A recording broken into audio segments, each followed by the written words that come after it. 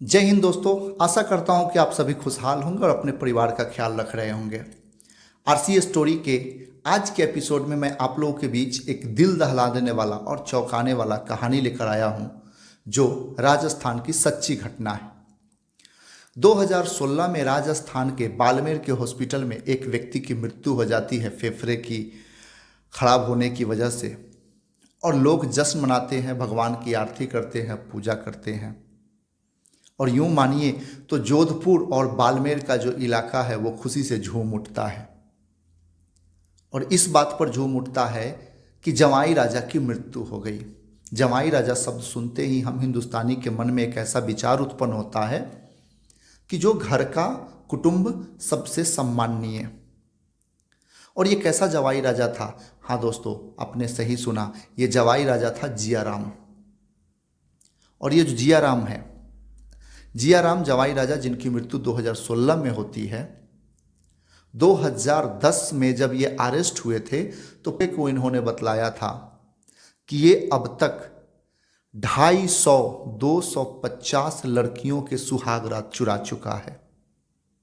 सुहाग रात चुरा चुका है मतलब वो 250 ऐसी नई नवेली दुल्हन थी जिसकी पहली रात यह उसका दुल्हा बनकर बिताया था। दूसरे शब्दों में कहे तो यह 250 नई नवेली दुल्हन के साथ रेप किया था, बलात्कार किया था। लेकिन और लाज शर्म की वजह से लोगों ने इसके खिलाफ शिकायत नहीं की, और ये मुख्य रूप से अपने अधिकतर जीवन जो है वो जेल के बाहर ही बिताए। ये घटना प्रारंभ होती है 1981 से। 1981 में बाड़मेर, जो कि राजस्थान का एक इलाका है, एक 13 वर्ष की लड़की की शादी होती है। शादी होने के बाद जो 90 के दशक में जो व्यवस्था हुआ करती थी कि शादी होती थी और शादी के बाद लड़कियां ससुराल जाती थी और 1-2 दिन में वापस मैके चली आती थी। तब लड़कियों को ससुराल में रहने नहीं दिया जाता था। वजह यह थी कि तब बाल विवाह होता था। 4 साल बीत जाता है तो लड़की की उम्र होती है 17 साल। तकरीबन शाम के 7 से 8 बजे के आसपास, उस समय गांव में बिजली की व्यवस्था कम थी, गांव अंधेरे में रहता था, लोग दिया या फिर लालटेन जलाकर रहते थे। तो दिया और लालटेन की रोशनी में किसी इंसान को पहचानना थोड़ा मुश्किल सा होता था। एक पुरुष आता है और घर की दरवाजे खटखटाता है। एक नौजवान, अच्छा सा सुंदर लड़का, अच्छे कपड़े पहने हुए। महिलाएं, उस समय उस घर में कोई पुरुष नहीं था, पुरुष कोई काम की वजह से गांव से बाहर गए थे। महिलाएं दरवाजे पर खड़ी होती है, दरवाज़ा खोलती है और पूछती है, आप कौन? जवाब आता है, जवाई राजा। चूंकि महिलाएं शर्मा जाती है और अपने आप को कोसने लगती है कि देखो कैसा है कि हमारे जवाई दरवाजे पे आए हैं, शादी के 4 साल बाद पहली बार आए हैं और हम इन्हें पहचान नहीं पा रहे हैं। नहीं पहचान पाने के पीछे 2 वजह मुख्य हुआ करती थी। एक तो उस समय महिलाएं शादी में यहाँ तक घूंघट करती थी जिससे उन्हें कुछ दिखता नहीं था कि सामने कौन है, नहीं है। दूसरा, जब बाल अवस्था में किसी की शादी होती है और जब वो 4-5 साल के बाद उसके चेहरे बदलते हैं, दाढ़ी मोछ आते हैं, पर्सनालिटी बदल जाता है, तो पहचानने में थोड़ी दिक्कतें तो होंगी। और चूंकि उस समय 90 के दशक में बारात के लोगों का स्वागत करना, लोगों से मिलना जुलना, ये सब काम पुरुषों का होता था। और जब घर में पुरुष ना हो तो फिर कैसे पहचान जाए कि ये जो जवाई राजा हैं या फिर कोई दूसरा है। महिलाएं शर्माती है, माफ़ी मांगती है और बहुत आदर सत्कार के साथ उनका स्वागत करती है, उन्हें घर में बिठाती है। रात्रि भोजन होता है, अच्छे अच्छे पकवान व्यंजन बनते हैं, जवाई राजा को परोसे जाते हैं। जवाई राजा भोजन ग्रहण करते हैं। चूँकि अब लड़की नाबालिग हो चुकी थी, जवाई राजा भी बालिग हो चुके थे, इसलिए एक कमरे में उनका बिस्तर सजाया जाता है और लड़की को उनके पास भेज दिया जाता है। जवाई राजा रात भर वहाँ घर में ठहरते हैं।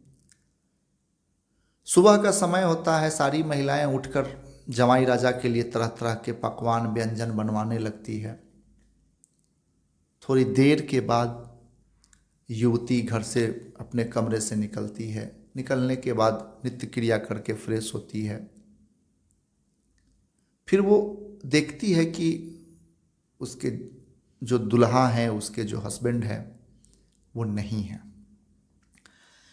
लेकिन चूंकि लंबे अरसे के बाद पहली बार सुहागरात के जस्ट कल होकर के अगर वो एकाएक ऐसे खोजेगी, किसी से पूछेगी कि कहाँ गए मेरे पति, कहाँ गए, उस समय थोड़ा लोगों के बीच पर्दा होता था। पति पत्नी एक दूसरे से कम बात करते थे सार्वजनिक स्तर पे, तो लोग उनका मजाक उड़ाएंगे या फिर ये प्रतिष्ठा के खिलाफ, संस्कार के खिलाफ माना जाएगा।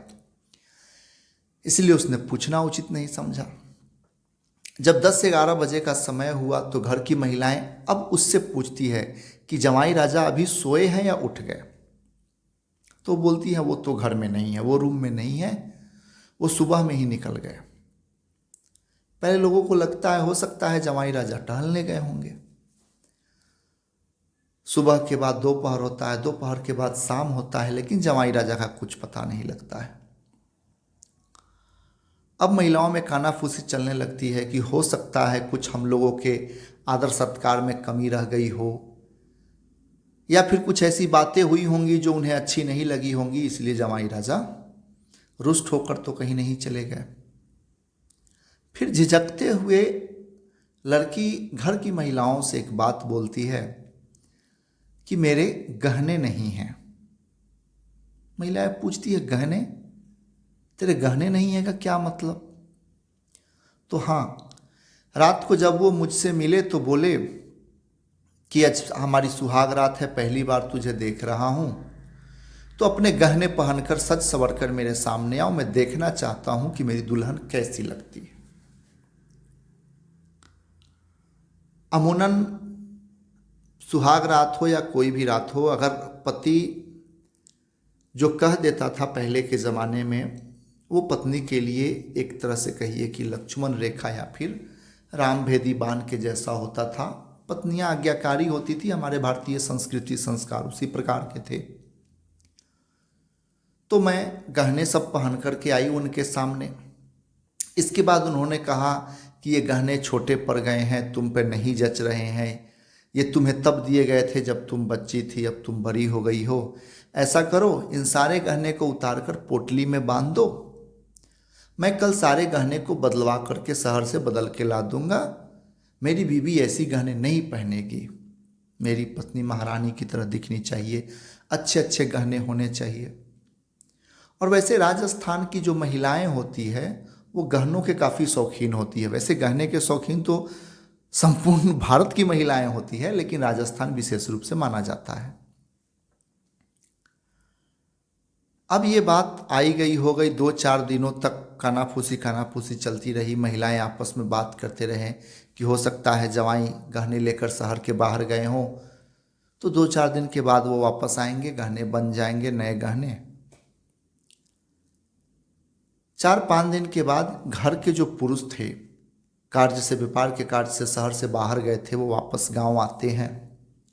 उनके साथ एक नौजवान नया खूबसूरत लड़का आता है और वो दरवाजे पे उस लड़के को खड़े करके घर की महिलाओं से बोलते हैं, पहचानो ये कौन? महिलाएं स्तब्ध रह जाती है कि ये कौन। थोड़ी देर अटखेलियाँ चलती है। अटखेलियाँ चलने के बाद पुरुष बोलते हैं कि अरे ये हमारे जमाई हैं।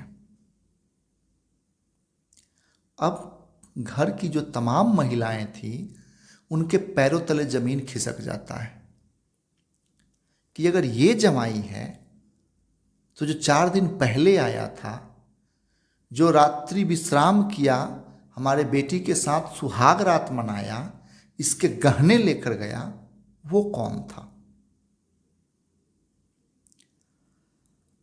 आपस में कानाफूसी करके लोग बात को दबाते हैं। लेकिन 2-4 दिन के बाद बात हजम नहीं होती है। चूँकि ये जवाई जो थे वास्तविक जवाई थे, शरीफ थे, ये शाम को खाना पीना खाते हैं और वापस चले जाते हैं, रात में नहीं ठहरते हैं। लेकिन 2-4 दिन के बाद जो महिलाएं थी वो धीरे धीरे आपस में गपशप करते करते ये बात पुरुषों तक पहुंची कि 4 दिन पहले भी एक नौजवान आया था जो जमाई कहा अपने आप को कि मैं जमाई हूँ इस घर का और रहा, और दुर्भाग्य की बात है कि वो हमारे बेटी के साथ रात भर एक कमरे में सोया, उसके गहने भी लेकर गया। बात आई गई हो गई।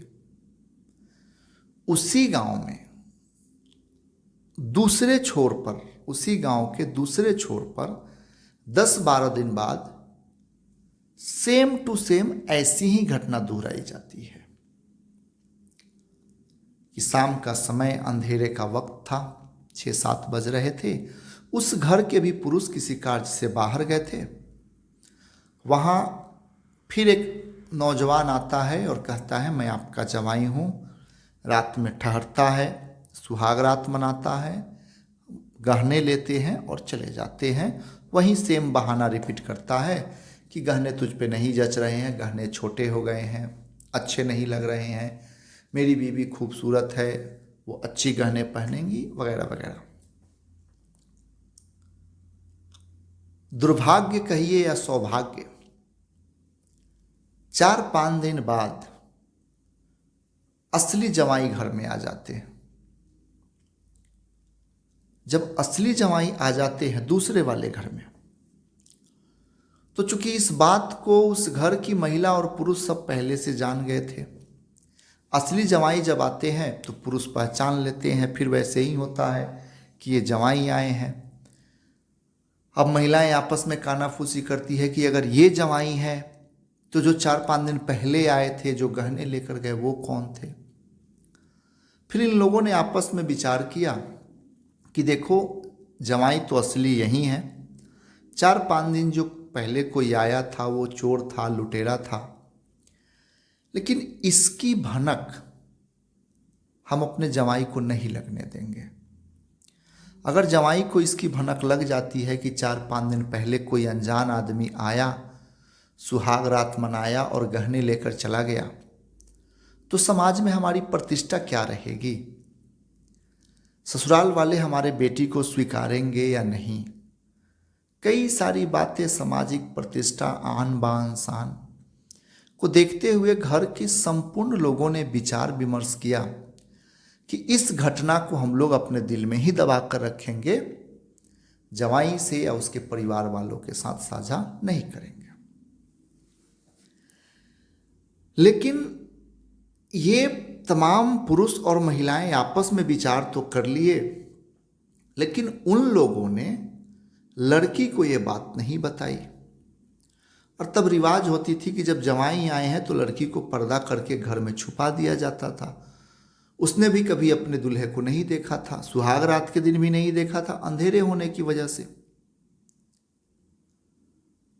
अब फिर से कमरा सजता है, फिर वही जवाई राजा रूम में भेजे जाते हैं, लड़की फिर आती है।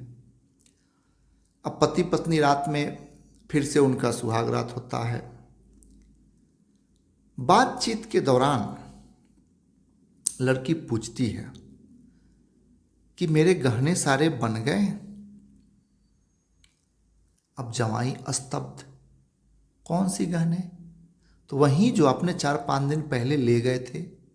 अरे यार, मैं तो आज आया हूं शादी के बाद, पहली बार आया हूं 5 सालों के बाद, मैं कब आपके गहने ले गया? दोनों पति पत्नी के बीच ये जो बातें थी धीरे धीरे गोल गराबा होते होते घर की महिलाएं सुनती हैं, महिलाओं के बाद पुरुष सुनते हैं। चूंकि पहले से पुरुष और महिला इस बात को दबाना चाहते थे, इसलिए उनके भी कान खड़े थे। उनको भी नींद नहीं आ रही थी कि कैसे रात बीतेगी, कैसे बात बीतेगी। सुबह हुई तो ये जो जवाई थे समझदार और सज्जन थे, इन्होंने कहा कि देखिए अब तो जो होनी था सो हो गया। कोई लुटेरा बहरूपिया आया और इज्जत और दौलत दोनों लूट कर गया। हम लोगों को चाहिए कि हम पुलिस कंप्लेन करें। अगर पुलिस कंप्लेन नहीं करेंगे तो ना जाने कितने घर ऐसे बर्बाद हो जाएंगे जो शान और प्रतिष्ठा की वजह से इसका कंप्लेन नहीं करेंगे और ये सिलसिला चलता रहेगा। घर के पुरुष महिलाओं ने कहा कि देखिए, इससे बेटी की और आपकी दोनों की इज्जत आबरू बिखर जाएगी, हम लोग मुंह दिखाने के लायक नहीं रहेंगे। फिर बाद में लोगों का विचार विमर्श हुआ कि अच्छा चलिए, इज्जत लूटने की नहीं मगर चोरी का केस तो कर सकते हैं। और इन लोगों ने साहस दिखाया और पुलिस में जाकर के चोरी का रिपोर्ट लिखाया। कुछ दिन बीते तो एक और चोरी का रिपोर्ट आया कि फलाने जगह से गहने चोरी हो गए। ऐसे धीरे धीरे करते करते करते करते तकरीबन 2-4-5 महीनों में नहीं बल्कि 2-4 साल में कहिए कि 10-15 पुलिस केस हो चुके थे। अब बात ऐसे फैल गई थी कि अगर कोई गहना चोरी होने का पुलिस केस करता है तो इसका मतलब है कि रात में चोर जमाई राजा उसके घर भी आए थे, ठहरे थे और केवल गहना ही नहीं, उन्होंने सुहागरात भी चुराया है। अब ये जो बातें थीं लोगों के जुबान से जंगल की आग की तरह फैल गई। पूरे बाड़मेर और जोधपुर के इलाके में अब ऐसी घटना घटने के बाद भी कोई डर से चोरी का जो आवेदन है वो किसी कार्यालय में, किसी थाना में नहीं देता था, चाहे किसी भी चीज की चोरी क्यों ना हो जाए, मुख्य रूप से गहनों की। मगर जो पहले जिसने कंप्लेन किया था उन्होंने बाद में हिम्मत करके रेप का भी एफआईआर कराया। कहा कि अब तो चोरी के इल्जाम में वो हो सकता है कि अगर पकड़ा भी जाए तो कुछ दिनों के लिए जेल जाए, तो उस पर रेप का भी केस होना चाहिए। रेप का भी इल्जाम लगा। धीरे धीरे कुछ समय बीतता गया। बीतने के बाद ये सिलसिला थोड़े दिन नहीं चला, ये सिलसिला 2010 तक चली है। मगर 5-7 साल के बाद पुलिस चौकन्नी थी कि ये जो सुहागरात की चोरी हो रही है वो कैसे हो रही है। तब उन लोगों ने बाड़मेर के गांव में ही एक व्यक्ति को पकड़ा। उस व्यक्ति ने अपना नाम जिया राम बतलाया और जिया राम ने, जब पुलिस ने उनकी अच्छी से सोंटाई की, कुटाई की, तो जिया राम ने अपना गुनाह कबूल किया और उन्होंने पूरा अपना भेद बतलाया। बोला कि मैं बाड़मेर और जोधपुर के बीच के एरिया का ही रहने वाला हूँ। लगभग मैं यहाँ की सारी शादियों में शिरकत कर चुका हूँ, आता जाता हूँ। और मैंने यहाँ की शादियों में एक सिस्टम देखा है कि महिलाएं घूंघट तानी रहती हैं और कोई किसी को देखता नहीं है, पहचानता नहीं है। बाल विवाह होता है, कुछ समय के बाद बच्चे बड़े हो जाते हैं और अमूमन शादी के 4-5 साल बाद ही गौना होता है। उसके बाद लड़कियां ससुराल जाती हैं। तो मैं ऐसे लोगों को निशाना बनाता हूं जिसके शादी के 3-4 साल हो गए हों, उसके गौना होने वाले हों, ताकि लोग आसानी से विश्वास कर जाते हैं कि जवाई आए हैं तो अब गौना होगा। और जब मैं ऐसे लोगों को निशाने बनाता हूं तो 2-3 चीज़ों का ख्याल रखता हूं। एक तो समय रात्रि का हो, दूसरा उनका घर थोड़ा दूर दराज इलाके में किसी कोने में हो, और तीसरा कि उस दिन या उसके अगले 2-4 दिन तक उस घर में पुरुष नहीं आने वाले हों। क्योंकि पुरुष अगर आएंगे तो पहचान जाएंगे, महिलाएं पहचानती नहीं हैं, और पुरुष रहेंगे नहीं तो कोई दिक्कत नहीं होगी। मैं रात में रहता हूँ, सुहाग रात मनाता हूँ और गहने लेकर के भोर में जब सारा लोग सन्नाटे में पड़े रहते हैं तो आसानी से निकल जाता हूँ। 2010 में तो फिर ये जब पकड़ा गया, उस समय पुलिस ने मारा पीटा, उन्हें जेल भेजा। साबुत न होने के अभाव में वो जेल से बाहर आ गए, फिर घटनाएं की, फिर जेल गए। ऐसे सिलसिला चलता रहा। 2010 में आखिरी बार जब एक इंस्पेक्टर ने उन्हें अरेस्ट किया तो उन्होंने बतलाया कि लगभग वो 250 महिलाओं का सुहागरात चुरा चुके हैं। उन्होंने कहा कि पहले मेरी कमजोरी थी, मेरे पिताजी नहीं थे, मेरी माँ थी और मुझे पैसे की सख्त ज़रूरत थी। तो मैंने शुरू में पैसे के ज़रूरत को पूरा करने के लिए एक ऐसा प्लान बनाया कि जिसमें चोरी भी करूं और कोई शिकायत भी ना करे।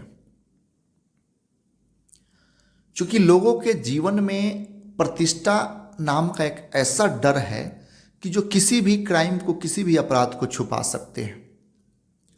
तो शुरू में मैंने अपनी आवश्यकताओं की पूर्ति के लिए किया, बाद में मुझे मज़ा आने लगा। और ऐसे में होता था अमूमन कि ये जो गहने होते थे मैं इन्हें शहर में ले जाके बेच देता था, ऐशो आराम करता था और मेरी ज़िंदगी ऐसे चलती थी। 2016 में जब जियाराम की मृत्यु होती है, 2010 से 2016 के बीच में जियाराम सुर्खियों में रहे और 90 के दशक में तो जियाराम का ऐसा खौफ था बाड़मेर में और जोधपुर में कि अगर कोई असली दामाद भी घर पे आ जाता था तो लोग उसे पकड़ के पहले बांधते थे, गांव के लोगों को बुलाते थे, पुरुषों को बुलाते थे, उसका शिनाख्त करवाते थे। उसके घर कोई आदमी जाता था, वहाँ से कोई शिनाख्त करके आता था कि वास्तव में यही दामाद है, उसके बाद उसको घर में प्रवेश दिया जाता था। एक जियाराम के जैसा सातिर आदमी पूरे बाड़मेर और जोधपुर को हिला के रख दिया था और जो जवाई राजा शब्द जितने प्रतिष्ठित थे उसको वो डुबो दिया। एक इंसान ऐसा भी चोरी कर सकता है, ऐसा भी चोर हो सकता है, जरा सोचिए। सतर्क रहेंगे, अपना ख्याल रखेंगे, परिवार का ख्याल रखेंगे। मिलते हैं फिर आप लोगों से अगले एपिसोड में। चैनल्स को सब्सक्राइब करें, लाइक करें। जय हिंद।